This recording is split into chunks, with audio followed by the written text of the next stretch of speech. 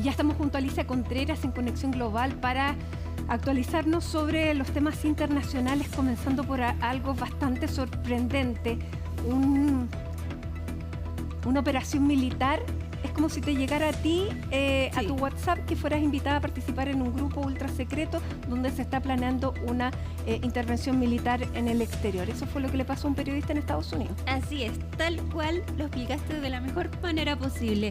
Un periodista, un hecho insólito fue lo que ocurrió y que se dio a conocer hoy día, donde un periodista estadounidense fue agregado al grupo donde se discutió y se decidió el ataque de Estados Unidos a los hutíes. Este ataque que les informamos en nuestro momento, los hutíes, una milicia que se ubica en Yemen y que en solidaridad con Hamas ataca los buques que van hacia el Mar Rojo, y esto ha afectado completamente el comercio marítimo, y es por eso que Estados Unidos decidió atacar a los hutíes. Pero hoy se conoció que un periodista, el editor de la revista El Atlantic, fue agregado por un tal Mike Waltz, quien es el consejero de seguridad, a través de un grupo de Signal, que es esta plataforma como WhatsApp, pero un poco más segura, y que utilizan en el gobierno, pero más bien para hablar respecto de temas como reuniones o fijar horarios, no porque temas jamás, tan sensibles. claro, eso era otra cosa bien importante. Jamás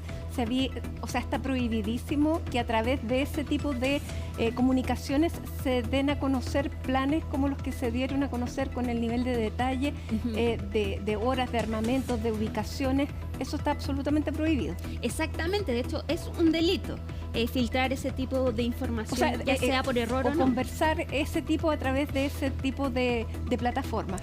Y es por eso que este editor estuvo incrédulo todo el tiempo de que esto podría haber sido un grupo verdadero. Lo agregan después a otro grupo más pequeño que se llamaba Hutíes PC Grupo Pequeño, y ahí comienzan a hablar de este supuesto...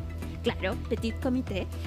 Comienzan a hablar de este supuesto ataque a los hutíes, y ahí había 18 personas, entre ellos Marco Rubio, que es el secretario de Estado, J.D. Vance, el vicepresidente de Estados Unidos, y Pete Hegseth, que es el secretario de Defensa. Él creía todavía que esto podía ser hasta un grupo falso para transmitir información errónea, y él se mantiene en este grupo. Comienzan a discutir este posible ataque a los hutíes, y el tal J.D. Vance, que hasta entonces él no sabía que era el verdadero vicepresidente de los Estados Unidos, decía que no estaba de acuerdo con este ataque porque, según él, beneficiaría más a Europa que a Estados Unidos, y que además la gente podría no entender de qué se trata este ataque a los hutíes. Finalmente, este grupo toma la decisión de atacarlos y fija una hora. El periodista de Atlantic seguía pensando que esto era falso, y espera hasta esa hora, y efectivamente se conocen los primeros ataques a los hutíes. Finalmente, ahí él se da cuenta que este grupo de Signal era cierto, que estas personas, 18 personas, eran altos cargos de la administración de Donald Trump, y él por sí solo se sale de este grupo y empiezan a hacer las averiguaciones. Hay de hecho datos tan sensibles que él prefiere no publicarlos. Hoy se le preguntó a Donald Trump respecto de esta información, y esto fue lo que respondió. I don't know anything about it. I'm not a big fan of The Atlantic. To me, it's a magazine that's going out of business. I think it's not much of a magazine, but I know nothing about it. You're saying that they had what? They were using Signal to coordinate on sensitive materials and Having to do with what? Having to do with what? What were they talking about? With the Houthis. The Houthis? You mean the attack on the Houthis? Well, it couldn't have been very effective, because the attack was very effective, I can tell you that. I don't know anything about it. You're telling me about it for the first time. Este chat además revelaba una opinión un poco disidente de J.D. Vance respecto a la estrategia en torno a los hutíes, porque este ataque despejaría una vía comercial que de acuerdo a lo que decía J.D. Vance, era una ayuda para Europa. Exacto. Y él quería hacérselos pagar. Entonces decía, esto, claro, no es lo que opina el presidente, pero bueno, si finalmente hubiera una orden distinta yo estaría de acuerdo, pero en realidad, bueno, ahí se va hacia adelante y hacia atrás, pero en un principio no estaba tan de acuerdo con la decisión de Donald Trump. De hecho, él, claro, critica esta decisión, dice que él no está de acuerdo, que beneficiaría a Europa, más a Europa que a Estados Unidos, y que la gente no va a entender de quiénes son los hutíes, que por eso se iba a gastar mucho más de lo que se iba a lograr, pero que de todas formas, que si decidían hacerlo, él lo iba a apoyar y se iba a guardar todo su resquemor frente a estos ataques. Y pedía que además se guardara esa reserva. Exacto. Al grupo. Donald Trump dice que él no está enterado respecto de esta publicación que hace The Atlantic. De hecho, ya está completo el reportaje de este periodista donde explica todo lo que pasó hora por hora y publica algunos de los mensajes. Pero otro punto también muy importante es que esto es grave porque el manejo de información de defensa está regulado por la ley de espionaje. Es decir, es un delito filtrar este tipo de información, aunque sea por equivocación. Y además, incluso, esta información no se debe comunicar a través de estas plataformas, sino por las plataformas oficiales que tiene la administración. De hecho, en 2015, Hillary Clinton incluso fue investigada por usar su servidor de correo electrónico privado para comunicarse con sus funcionarios y no el servicio de correo del gobierno estadounidense. Y es por eso que también este es un punto importante a tomar en cuenta debido a esta filtración de esta información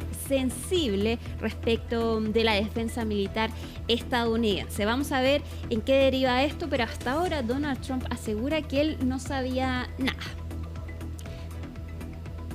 Vamos a cambiar de tema y nos vamos ahora a Arabia Saudita porque hoy se realizó una nueva reunión entre la delegación estadounidense y la delegación rusa respecto de la guerra en Ucrania. Estuvieron reunidos 12 horas en Riyadh, pero dijeron que mañana van a comunicar lo logrado en esta reunión y también aseguraron que va a haber otra reunión con la delegación de Ucrania. Ayer domingo se reunió Estados Unidos con Ucrania y se va a volver a realizar otra cita entonces para comunicar lo que ocurrió con la delegación rusa. Hasta ahora no hay nada concreto respecto de estas negociaciones, pero el secretario de Estado Marco Rubio, quien también estaba en el grupo de Signal que ya les comentábamos antes, aseguró que de todas maneras el único quien es capaz de lograr una negociación con Rusia y Ucrania es el presidente de los Estados Unidos, a pesar de que hasta ahora todavía no logran nada. Escuchamos lo que dijo el secretario de Estado. No hay solución militar para esta guerra. Es necesario poner fin a la negociación y solo hay un líder en el mundo capaz de sentar a ambas partes a la mesa de negociaciones. Nuestro presidente. Hoy, mientras hablamos, tenemos equipos sobre el terreno en Arabia Saudita, reuniéndose con las partes con la esperanza de avanzar hacia el resultado que todos deseamos. Esperanza de avanzar, pero mientras estas conversaciones se llevan a cabo en Arabia Saudita, continúan los ataques en Ucrania por parte de Rusia. Ahí vemos la ciudad ucraniana de Sumy, donde un ataque ruso dejó 90 heridos, 17 de ellos niños. Este ataque se realizó en una zona residencial, ahí ustedes lo ven en las imágenes, y también se vio afectada una escuela y un hospital. Es por eso que los heridos, la mayor cantidad son niños, por precisamente esta escuela. Siguen los ataques entonces entre ambos países, a pesar de que hasta ahora debería haber un alto al fuego en el sector energético. Siguen las conversaciones, pero hasta ahora no hay ninguna negociación ni ninguna conclusión respecto de estas negociaciones. Nos vamos ahora a Venezuela porque anoche aterrizó en el país el primer avión con deportados desde Estados Unidos. Ahí lo vemos, 199 venezolanos que llegaron entonces desde Estados Unidos tras este acuerdo entre ambas naciones para reanudar los vuelos de repatriación. Osmar Hernández estuvo en el momento en que llegaron estos venezolanos. Este es su informe.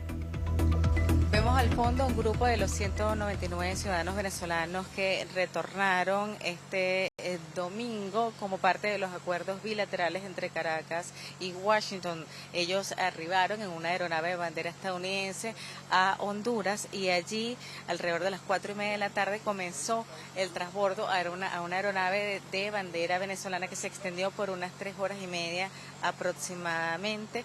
Pasadas las 2:30 de la noche llegaron a territorio venezolano y según anunció el ministro de Interior y Justicia van a ser verificadas cuál es su situación ante las autoridades para determinar si pueden regresar a sus hogares o si van a permanecer detenidos. También aseguró que hasta el momento no se ha determinado que alguna de las personas que ha regresado a Venezuela pertenezca a la banda delictiva Tren de Aragua, que tuvo su origen en Venezuela y que ha sido calificada por las autoridades de Estados Unidos como una organización terrorista. Vamos a escuchar parte de lo que fueron las declaraciones del ministro de Interior y Justicia, Diosdado Cabello.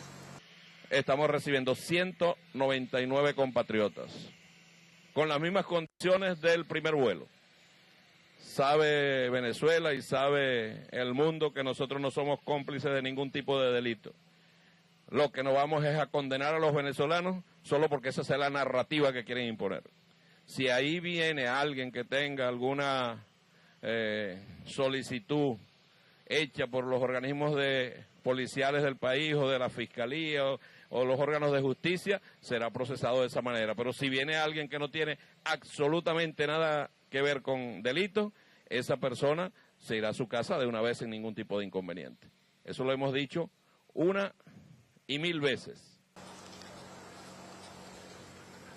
Según informó el ministro de Interior y Justicia, de estos vuelos en el marco de los acuerdos alcanzados entre Caracas y Washington, tuvo lugar el pasado 10 de febrero con 2 aeronaves que tocaron territorio estadounidense en El Paso, Texas, y que luego hicieron una escala en México antes de llegar a Venezuela. Luego hubo un tercer vuelo que hizo escala en Honduras y que partió desde la base militar de Guantánamo. Durante un mes se vieron interrumpidas las actividades de estos vuelos luego de que Estados Unidos anunciara su decisión de suspender la licencia que permitía que la petrolera estadounidense Chevron realizara operaciones comerciales en Venezuela, una decisión que fue cuestionada por el presidente de Venezuela, Nicolás Maduro, quien se pronunció para asegurar que esto afectaría la frecuencia de estos vuelos. El pasado sábado 22 de marzo, el presidente de la Asamblea Nacional, Jorge Rodríguez, quien es el encargado de las negociaciones con Washington en representación de Venezuela, aseguró que se reanudarían los vuelos sin ofrecer mayores detalles. Para CNN, Osmaria Hernández, La Guaira. Y nos vamos ahora a Turquía porque siguen las protestas en contra del gobierno de ese país tras la detención del alcalde de Estambul. Continuaron durante el fin de semana y de hecho esta noche continúan entonces las manifestaciones, sexta noche consecutiva que se reúnen en distintas ciudades de Turquía a pesar de que hay prohibición de manifestarse. 1.133 personas fueron detenidas este fin de semana a raíz de estas manifestaciones, 120 policías heridos. Y estas manifestaciones son llamadas por la oposición, el Partido Republicano del Pueblo, después de que se detuviera al alcalde de Estambul, Imamoglu, por supuestos delitos de corrupción y asociación con el terrorismo, algo que desmiente este alcalde, quien es el principal rival de Erdogan para las próximas elecciones presidenciales. De hecho, este domingo también se realizaron primarias donde la oposición escogió a este alcalde como el candidato entonces para las elecciones presidenciales que están fijadas para 2028, pero como Erdogan ya cumplió su reelección, ahora tendría que hacer una reforma o adelantar las elecciones para ser nuevamente electo como presidente de Turquía. Lleva más de 20 años en el poder y estas manifestaciones no solo han dejado un saldo grande de detenidos, sino que también han afectado los mercados. Hoy el presidente de Turquía, Erdogan, habló en un comunicado y criticó más bien a la oposición por realizar estas manifestaciones. Escuchemos. Lo que hemos presenciado en los últimos 5 días nos ha demostrado una vez más la verdad. Un país como Turquía tiene un partido de oposición principal demasiado pequeño, demasiado primitivo y demasiado débil en cuanto a previsión, visión y calidad. Ha quedado claro una vez más que no se puede confiar en ellos para dirigir un país, y mucho menos los gobiernos locales, ni siquiera un bufete. Y nos vamos ahora a Gaza porque por favor miren estas imágenes donde se captó el momento exacto de un ataque a un hospital. Esta es la transmisión de la cadena Al Jazeera, donde su periodista estaba a punto de salir al aire y ahí vemos este ataque de Israel a un hospital en Gaza, el hospital de Nasser. Supuestamente Israel dice que atacó este lugar porque estaba un integrante de Hamas, pero que estaba como paciente en el lugar. Este ataque afectó principalmente a la unidad masculina de este establecimiento y se realiza en el mismo día en que el número de muertos en Gaza a raíz de esta guerra ya supera los 50.000. Ese es el número de muertos a raíz de esta guerra entre Israel y Hamas. Y recordemos también que en Gaza hace semanas que no entra ayuda humanitaria después de que se acabara la primera fase del alto al fuego que lograron Israel y Hamas, y que después se rompió este alto al fuego. Más aún, hace semanas que no entran insumos médicos a este hospital, por lo que los profesionales están teniendo que realizar difíciles decisiones respecto a la salud de los pacientes. Escuchemos lo que dijo uno de los médicos del lugar tras este ataque. Un misil impactó directamente en el segundo piso del edificio de urgencias. Este misil cayó en la unidad de cirugía masculina y, como pueden ver, quedó totalmente destruida. El 90% de los pacientes fueron trasladados sanos y salvos, pero hay heridos y mártires en el lugar. Nos trasladamos ahora a Cisjordania porque esta tarde se conoció que el director de este documental premiado en los Oscar fue detenido. Se trata de Hamadan Balal, quien vemos en las imágenes, que es el codirector de No Other Land, un documental que retrata la vida de un palestino en la Cisjordania ocupada por Israel. Según lo que informaba su círculo más cercano, este director fue golpeado por un grupo de colonos en Cisjordania y mientras era tratado en una ambulancia fue detenido. Hasta ahora, según lo que ha dicho su familia y también el otro director de este documental, no hay rastro de esta persona. Él también hizo noticia porque la premiación de los premios Oscar también criticó entonces lo realizado por Israel en Palestina.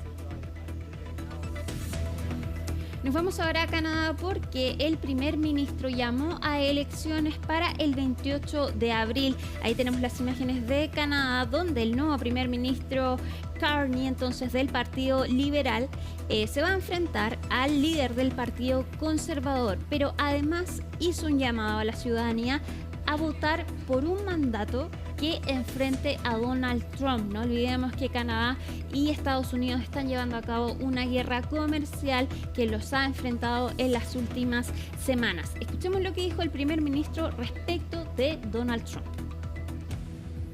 We are facing the most significant crisis of our lifetimes because of President Trump's justified trade actions and his threats to our sovereignty. Our response must be to build a strong economy and a more secure Canada. President Trump claims that Canada isn't a real country. He wants to break us so America can own us. We will not let that happen. We're over the shock of the betrayal, but we should never forget the lessons. We have to look out for ourselves. We have to look out for each other.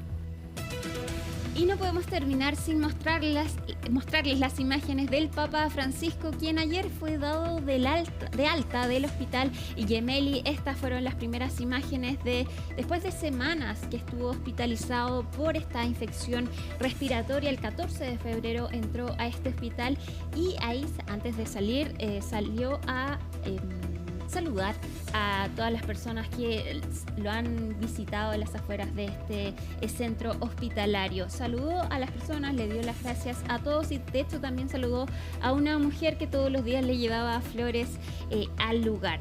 Sin embargo, los doctores del Papa Francisco aseguran que la recuperación todavía no ha terminado y que se debe mantener en reposo en los siguientes días en la Casa Santa Marta, Mati.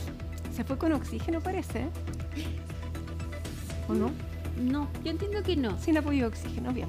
Y que nunca fue intubado, no, dijeron los médicos. Claro, cuando decían que tenía asistencia, uno lo entiende como intubación, pero en realidad era la mascarilla, pero no fue nunca intubada. Bien, muchísimas gracias por toda esta entrega informativa. A esta hora de la tarde llegamos al final porque hoy día terminamos más temprano. Todos los lunes terminamos a las 7 de la tarde, pero mañana a las 5:30 estamos nuevamente con ustedes. Nos despedimos con esta imagen, contándoles además que mañana se espera un día bastante especial, Alicia. 23 grados de temperatura máxima y se esperan, fíjate, tormentas eléctricas, tanto en la mañana como al final del día. Así que con este anuncio llegamos al final, nos despedimos, que tenga muy buenas tardes.